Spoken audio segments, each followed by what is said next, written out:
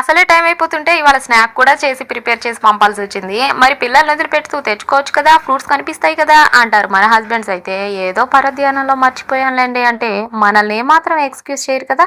వాళ్ళనైతే ప్రతి విషయంలో మనమైతే క్షమించేసేయాలి. ఈ రోజు కూడా మరలా పంచదార వేసి బెల్లం పాకం. నిన్న బెల్లంతో చేశాలండి. మళ్ళా ఒకే టేస్ట్ రాకూడదు. అందుకని ఈరోజు డిఫరెంట్‌గా పంచదార వేసి పంచదార పాకంతోటి ఇలా డిఫరెంట్‌గా చేశాననమాట. రోజు ఒకటే పెట్టినా కూడా వీళ్ళతో అవుతాంట. మళ్ళీ అవి చేసేవి టేస్ట్‌గా రావాలి. కాస్త ఉప్పు తగ్గినా, కారం తగ్గినా, స్వీట్ ఎక్కువైనా, ఏదెక్కువైనా కూడా మనకే తిట్లండి బాబు. కాస్త అర్థం చేసుకోండయ్యా బాబు. మేము కూడా మాకుంది రెండే చేతులు.